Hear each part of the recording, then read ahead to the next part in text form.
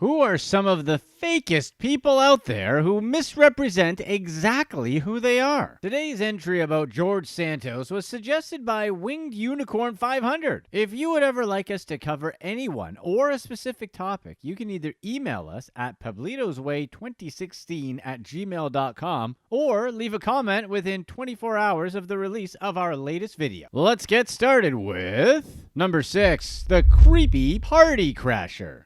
Notorious New York party crasher Priyantha De Silva gained entry to high society events through imaginative frauds and pretending to be someone he was not.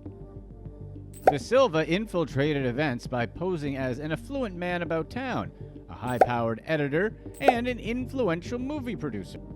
He would attend events in Manhattan and tell people he was a producer for Oscar-winning movies like Slumdog Millionaire and Crash. De Silva attended many high-profile events like the movie premieres of Stockholm and Jonathan and parties for The Tourist and Blue Valentine. When De Silva attended Polaroid's 80th anniversary bash, he spent his evening pretending to be an Oscar-winning producer and creeping out a group of young fashionistas, which seems to be a regular thing for him. He bragged about writing for Lady Gaga and claimed he won several Oscars for Best Picture. But De Silva had a secret. He was broke and went to extreme measures to hide it. In 2010, De Silva talked his way into a charity dinner put on by the young philanthropists of the Cancer Research Institute by acting shocked he wasn't on the guest list. De Silva claimed his check must have gotten lost in the mail and gave his credit card number instead. There was a silent auction at the event where De Silva purchased a $1,500 Prada bag, which he also charged to the credit card number he provided at the door. When the event staff ran the card number he provided later, it declined, and it turned out he had used a fake Bank of America credit card. De Silva was arrested over the incident and pleaded guilty to 4th-degree grand larceny, resulting in a 2.5 to a 3-year prison sentence. Apparently, he was upset that being locked up meant he would miss Fashion Week. After completing his sentence, De Silva was released from prison and back to his old ways. In May 2013, he deposited 5 credit card convenience checks into someone else's account, then withdrew roughly $15,000 that didn't belong to him. A few months later, he deposited a check for $19,985, which was supposedly issued and signed by Contessa Garzadori, into his Citibank account. The NYPD was notified when he attempted to withdraw $12,500 the following day. Police went through De Silva's bag, where they found a bank statement and a check belonging to Garzadori, the driver's license of Justin Adams, and other documents belonging to various people. Officers arrested De Silva, and he was again charged with grand larceny. He pleaded guilty to the grand larceny charge and criminal possession of a forged instrument. This time his sentence was 30 months to 5 years. De Silva did his time, but refused to learn his lesson. Well, he is consistent. De Silva deposited $4,275 in checks made out to him from Artisan Russian Dumpling LLC, the legal name for Dial Dumplings, an Upper West Side shop. He used another fake check from Artisan Russian Dumpling LLC to buy a ticket to the Tribeca Film Festival. De Silva emailed the film festival to purchase VIP tickets, but the check bounced. In 2018, he was arrested again, and this time charged with stealing property from the film festival. Officers found him at a homeless shelter where he had been living the whole time. De Silva is now serving 2 to 4 years at a facility in upstate New York. If he tries to float some of his lies in prison, he could be in for some real trouble. Number 5. Actual cultural misappropriation. Kay LeClaire, a Wisconsin-based artist, shared their intricate bead and basket work on social media and Etsy. LeClaire, identified as non-binary and Native American, building a following over 2 years with their artwork. That was until the actual creators of the work came forward to take ownership of the pieces and accused LeClaire of taking credit for other people's crafts and stories. In their posts, LeClaire claimed they took inspiration from visions and dreams. LeClaire claimed multiple identities, including two-spirit, which is a term Indigenous people often use to describe a person with non-binary gender identity. Additionally, LeClaire claimed multiple multiple ethnic identities, including Native American, Métis, Oneida, Anishinaabe, Haudenosaunee, Cuban, and Jewish. She was actually none of these. But not even being a little bit indigenous didn't stop LeClaire from pretending, though, as they campaigned for civil rights for indigenous people and would write academic papers and speak at conferences to raise awareness about indigenous issues. One of the articles they wrote was about a white-owned music venue opening in Madison called Winnebago, the name for a local tribe, which indigenous people saw as a slur. LeClaire created artwork, and by created, we mean stealing. And when discussing their inspiration, LeClaire would either make up stories or steal other people's stories. LeClaire also claimed to have worked on tanning animal hides. They hadn't. LeClaire contacted John Greendeer, the health and wellness coordinator at the Ho-Chunk Nation, to see if he had any scraps of hide to use on an art project. Greendeer was quickly suspicious of LeClaire and suspected they were lying about their abilities and history. But because of the warm and welcoming nature of the tribe, very few even questioned LeClaire, simply accepting what they said at face value. LeClaire took an active role in the Native American community and became deeply ingrained. They co-founded a queer indigenous artists collective, the Guige Collective, where they spoke about issues of importance to the tribal communities in the state. LeClaire was even appointed to serve on Wisconsin's Missing and Murdered Indigenous Task Force. LeClaire was named the first community leader in residence at the University of Wisconsin-Madison School of Ecology, which paid $4,800 for the role. Nipinet Lansom, the co-founder of Guige Collective, noticed LeClaire would frequently not show up for work. The opinion of the collective was that LeClaire was financially draining them, as they were paying LeClaire $750 a week to not show up. Some community members were suspicious of LeClaire's indigenous claims, but tried to give her the benefit of the doubt. Even before the truth of LeClaire's identity came to light, executives at the Guige Collective planned to remove LeClaire as an owner. Lansom always had suspicions about LeClaire, who would ask her to take them to the tanning salon, as LeClaire claimed to have a vitamin D deficiency. LeClaire also always carried a bottle of spray tan, which is really weird the more you think about it. How was that even explained? LeClaire also frequently made inaccurate statements about Métis culture, which Lansom noticed and found strange.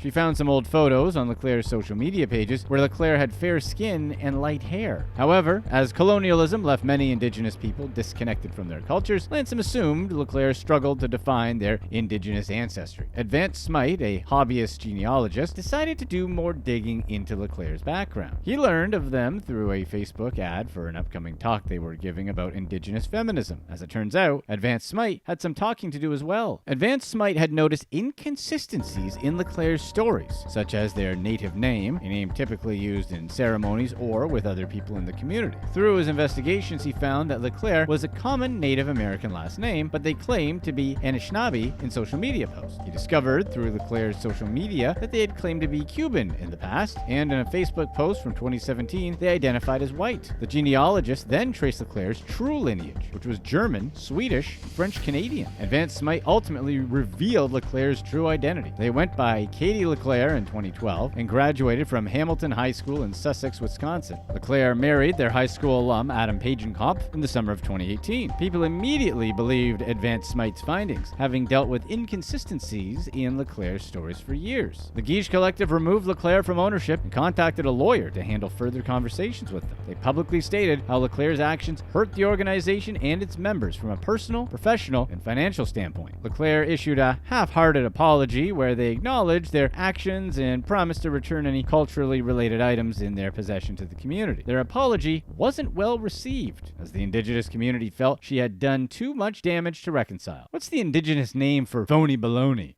Number 4. The Winetrepreneur. Former Shark Tank entrepreneur Joseph Falcone raised almost $2 million intended for his business, but put the money towards personal expenses instead. The $2 million Falcone raised from investors should have put his business in an excellent position to grow, but he had a different plan for the money. He used over $500,000 to pay his personal bills, such as the mortgage on his Florida home, and to fund his online securities trading. Falcone appeared on Shark Tank to present his wine in a cup idea, which was a single serving of wine in a sealed glass. After the successful pitch, he established 3G's Vino LLC in 2012. It was a wine and liquor distribution business based in Bethpage and Farmingdale, New York. After being featured on Shark Tank, Falcone used the TV cameo to persuade investors to put more money into the product. Between September 2014 and November 2015, he persuaded investors to hand over $1.8 million to produce the single-serving wine product. He then decided he had better ways to spend that money. The company that made the product, Copa di Vino, had no involvement in Falcone's Falcone's scheme. Their founder, James Martin, clarified that Falcone didn't pitch Copa di Vino on Shark Tank and had never been an investor in the product. Copa di Vino was strictly a 3G's Vino LLC distributor and severed ties with the distribution company and Falcone in 2016. Falcone's pretending to be an entrepreneur and winemaker failed. He pleaded guilty to wire fraud and was sentenced to 24 months in prison. The judge also ordered that he pay $1.8 million in restitution to 7 of the investors he deceived. That'll be something to whine about.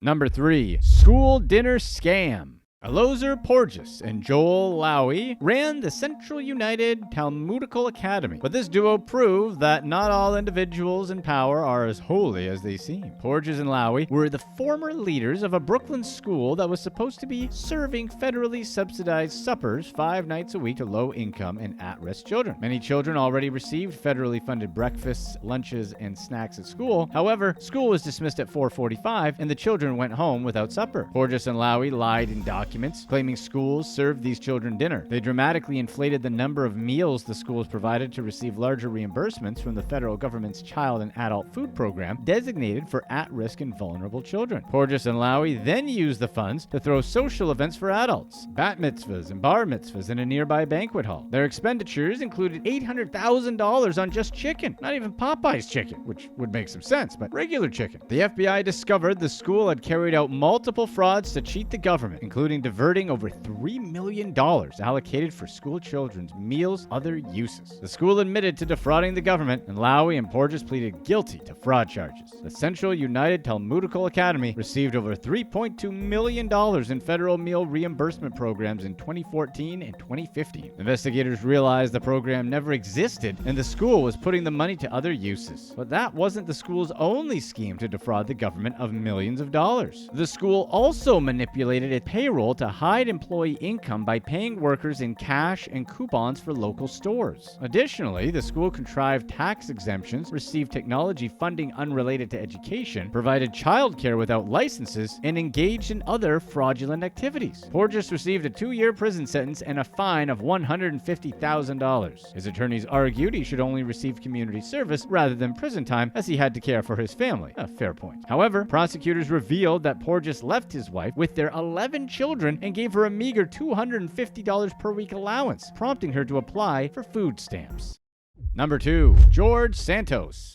Richard Osthoff is a disabled veteran whose dog needed surgery when Long Island Republican George Santos offered to help raise funds for the operation. The seemingly selfless act should have saved Osthoff's dog's life. Instead, the money just disappeared. Osthoff was living in a tent in an abandoned chicken coop in Howell, New Jersey, with his service dog Sapphire. In May 2016, Sapphire developed a life-threatening stomach tumor which Osthoff couldn't afford to treat. After the devastating diagnosis, a veterinary technician told Osthoff about the charity Friends of Pets United and Anthony DeVolder, a man who could help. George Santos used the name Anthony DeVolder as an alias when he first entered politics. At first, Santos appeared touched by Osthoff's story and wanted to help. He raised $3,000 on social media using a GoFundMe page. Then, the page was unexpectedly shut down. Without the $3,000, Osthoff had no way to get Sapphire the treatment she needed. When retired Police Sergeant Michael Bowl heard what happened, he intervened in an attempt to get the money back. Sapphire's condition worsened. Osthoff couldn't even pay for the dog's euthanasia and cremation, having been out of work for over a year with a broken leg and had a panhandle to raise the money. Bowl confronted Santos and demanded he give Osthoff the cash or use it to get Osthoff another service dog. Santos was uncooperative on the phone and claimed he would use the money to help other animals instead. The politician added that Osthoff didn't do things the way he wanted and that Sapphire was not a candidate for surgery, meaning the funds should go to another animal in need. Bowl pointed out that the money was specially raised for Osthoff and his service dog, but Santos wouldn't budge. Sapphire was also supposed to be the beneficiary of a 2017 fundraising event in which Santos charged $50 a person, but Osthoff never received a dime. When Santos was asked about Osthoff's claims, he denied ever even knowing the veteran. Osthoff did a TV interview where he called Santos out for being a fraud and keeping the donations raised for him and Sapphire. The attention Osthoff's situation raised meant that people were looking deeper into Santos's charity, with him facing allegations of not just stealing the $3,000, but also running a fake charity. His colleagues in the New York State State Assembly and Senate and local Democratic organizations have called for his resignation. Also, both the New York State Democratic Committee and the Nassau County Democratic Committee called for an investigation into his behavior. Sapphire passed away on January 15, 2017. George Santos is somehow still in office. Before we get to number 1, if you love these stories about these fake people, definitely stay on this video to watch our previous release for people who only pretended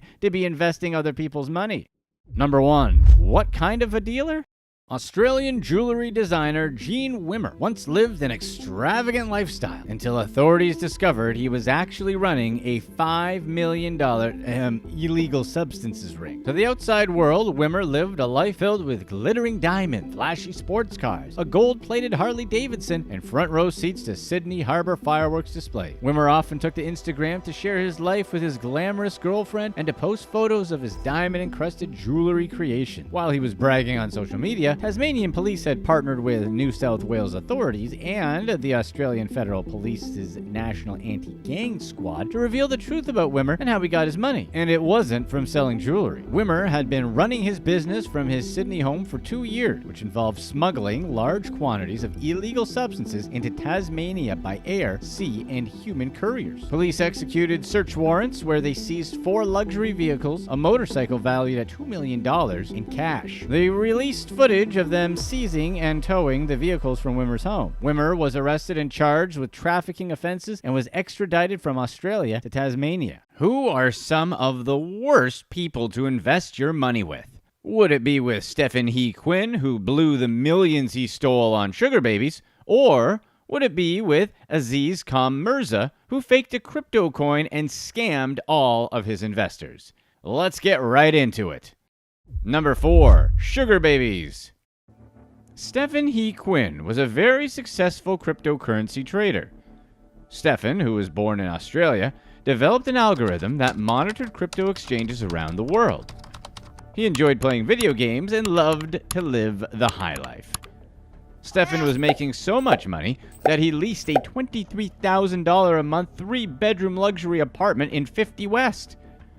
50 West is a New York City 64-story high-rise with views of Lower Manhattan. The apartment also had a pool, sauna, hot tub, steam room, and even a golf simulator. Stephen was a math whiz who attended the University of New South Wales in Sydney, Australia. He was accepted into a program there and planned to use blockchain technology to improve speeds for foreign exchange transactions. Quinn also attended an online college in San Francisco called Minerva Schools. Stephen said in an interview that he planned on becoming a physicist, but he dropped out of college instead. Eventually, he got an internship with a Chinese firm where he was hired to create a way to trade crypto between the US and China. Stephen moved to New York City and started a company called Virgil Sigma. At first, Virgil was claiming 500% returns, which quickly brought in more investors. The Wall Street Journal did a profile on Stephen in 2018, and Virgil continued to attract new investors. Quinn claimed he was trading at 39 exchanges all around the world, but in reality, he was spending the money on his own personal expenses and also investing in undisclosed areas like initial coin offerings. Eventually, investors started reporting they were missing money and filed complaints. At one point, 9 investors with $3.5 million in funds asked to cash out, but Stephen convinced them to transfer their investments into another company he owned called VQR Multi-Strategy. VQR still has assets, and he was able to conceal that Virgil's balances were fabricated.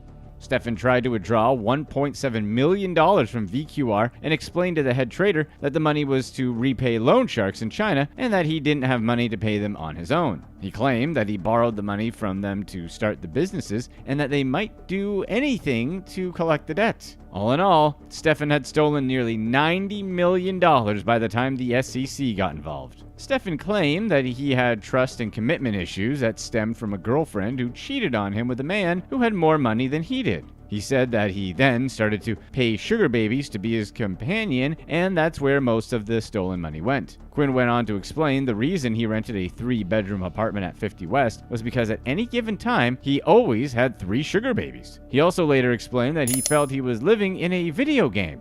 When it was announced that Stefan's companies were under investigation, he was in a hotel room with a sugar baby in South Korea. He explained that this was the lowest point of his life, and he asked her to stay another day, but she wanted more money. Stefan said that he finally realized it wasn't a real relationship and agreed to turn himself in 2 days later. Stefan was charged with securities fraud, and he pled guilty in 2021. He was sentenced to 7.5 years in prison, as well as 3 years of supervised release. Stefan was also forced to forfeit nearly $54.8 million.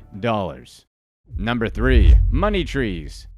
Andrew Skeen and Omari Bowers were supposed to be businessmen in charge of teak tree farms in the Amazon rainforest. Their company, Global Forestry Investments, had offices in Sao Paulo, Brazil, London, Dubai, and Abu Dhabi. The 2 men set up 3 farms, Bellum Sky, Parasky, and Paragrosso Plantation, and told investors that not only would they earn very profitable returns, but they would also help to protect the Amazon jungle. They also promised that they would build homes for the tree farmers, a performing arts center, and a school for the children. Teak is a type of hardwood that's very suitable for weather-resistant products. The trees are native to Asia, but plantations are often found in South America. Teak has a high strength and high oil content, and it's popular for making outdoor furniture, flooring, countertops, and building boats. Teak has been used as a material to build boats for over 2,000 years because, in addition to its high strength, teak is also very resistant to rotting, fungus, and mildew. The wood also doesn't shrink very much. Teak is also used to make doors and window frames, and it's resistant to termites and other insects. With all of these uses, it's not hard to imagine that it sells for a good price. Andrew and Omari would tell prospective investors that in this case, money actually did grow on trees. They also said that all of these plantations were being developed and that they were secure and well managed. In reality, nothing was happening on the ground, and the 2 men were withdrawing cash to spend on themselves. Skeen and Bowers held a champagne event and claimed investors would see a return between 10 and 20%, but it was all a hoax. Between 2010 and 2015, the men had taken over 35 million pounds and spent the money on their lavish lifestyles. The 2 men were using other companies to route the money and conceal that they were spending it on things like a Bentley Continental GT and a lavish wedding. After Global Forestry Investments went bankrupt, Skeen and Bowers tried to hide the funds and even obtain additional investors. All in all, over 2,000 people were scammed out of their savings and pensions. Eventually, Andrew and Omari were investigated and charged with conspiracy to defraud and misconduct. They were brought to court and were convicted of these crimes and sentenced to 11 years in prison. Number 2. Get burned.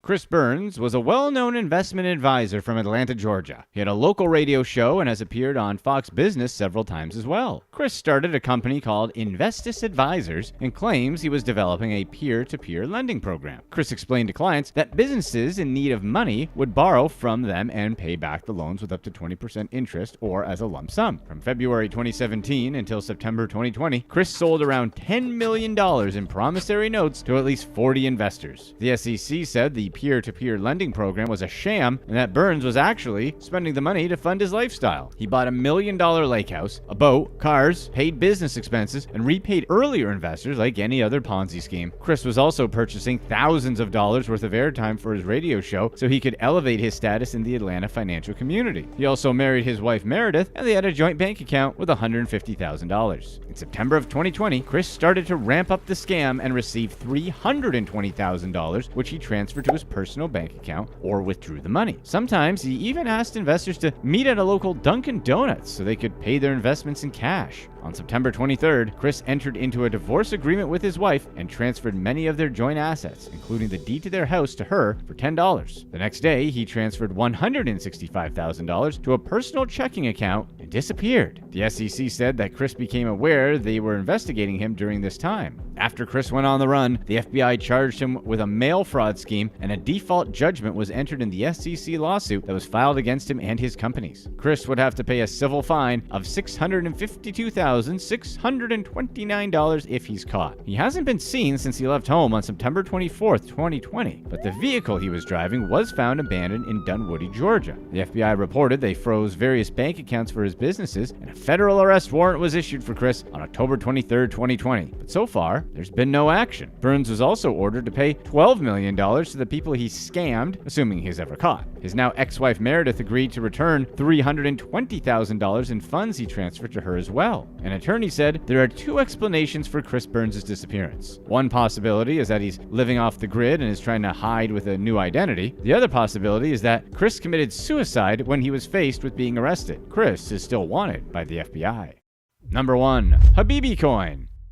Aziz Mirza said he was an entrepreneur and ran multiple companies in technology, real estate, automotive, luxury rental, cryptocurrency, investment, and media industries. Mirza is Canadian and lived in the Burj Khalifa in Dubai. He drove supercars and has over 800,000 followers on his Instagram. Mirza also said he ran an annual food drive for Ramadan that has fed over 35 million people. He and his brother Rocky got associated with an online community called the Muslim Entrepreneur Network, or MEN. They used MEN to organize get-rich-quick seminars and advertise their investment business called the Leverage Program. Com introduced his older brother Rocky to the team at MEN and said he was a math genius and the Steve Jobs of the Muslim world. Mirza also launched another business called the International Success Group, which was supposed to be a subscription-based educational website where Mirza would teach people how to better invest their money. It shouldn't be a surprise that Mirza and Rocky were scamming people. Anyone who's offering a get-rich-quick seminar is up to no good, and Mirza used cliche tactics like promising people they'd be able to quit their jobs. During a seminar in 2017, Com's brother Rocky told prospective investors that they would become profitable within the very first year and guaranteed financial freedom. After that seminar, around 1,200 people signed up for the program. Initially, the minimum cost to join was £5,000, but as time went by, the new members paid between £15,000 and £25,000 to sign up. By January 2019, the Leverage Program had made over £4 million. The International Success Group was also converted from an educational website to an investment program. People were told they would get a 10% return within a year and spent between $5,000 to $150,000 to join. These people were from the US, UK, Canada, and the UAE. Com had invited some of the prospective clients to see his apartment at the Burj Khalifa and told them he was a real estate developer in Dubai. He not only guaranteed 10% returns on their investment, but also told them he would pay out of his own pocket if anything went wrong. As is typical with Ponzi schemes, Mirza used some of the money paid by new investors to pay back old ones. He also had wired £1.8 million to the bank account of a company that was owned by a third brother. Mirza also spent a huge amount of money on his personal expenses. The brothers were also funding various businesses around the world. One of these business ventures was a UK taxi app called Empty Trip. Mirza said that this app would naturally revolutionize the world, and investors were told it was in the final stages of discussion with UK regulators. The UK Department for International Trade has no record of any meeting with the brothers, and the current director of Empty Trip is Rocky's nephew. The brothers were reported to the Metropolitan Police in London, Royal Canadian Mounted Police, and the Dubai Police. Com also said that money collected from the International Success Group was being spent on the construction of a villa in Dubai, but he refused to show anyone the place or share any details about the property, saying that it could sabotage the project. Com launched a cryptocurrency called Habibi Coin, which is supposed to be Sharia compliant and backed by real estate. It was described as a way to help members participate in fractional real estate ownership without needing a high income or good credit. Once again, people rushed to invest as Mirza promised big returns, but the currency was actually worthless and wasn't listed on any crypto exchanges. Mirza claimed that Habibi Coin was being acquired by a larger company, but then he stopped posting about it completely. An investor from Greece spent $17,000 on Habibi after meeting Mirza at his Burj Khalifa apartment. The investor said that Mirza told him he was worth $500 million and that he became wealthy after investing early in companies like Airbnb and LinkedIn. Eventually, Mirza was arrested in Dubai and charged with fraud. He was sentenced to 6 months in jail and fined $75,500, and also sentenced in another case to 6 months and fined $140,000, and will then be deported. Dubai is probably the last place you ever want to go to jail. While this may sound like a slap on the wrist, a lawyer that's familiar with the case said Mirza is unlikely to get out of jail unless he pays back investors who have filed other cases against him. Even though he has been sentenced, the civil cases are still pending and will cause him to remain locked up. Click to watch one of these next videos. Let us know in the comments below who you think is worse, someone who pretends to be something they're not, or a scammer who scams money.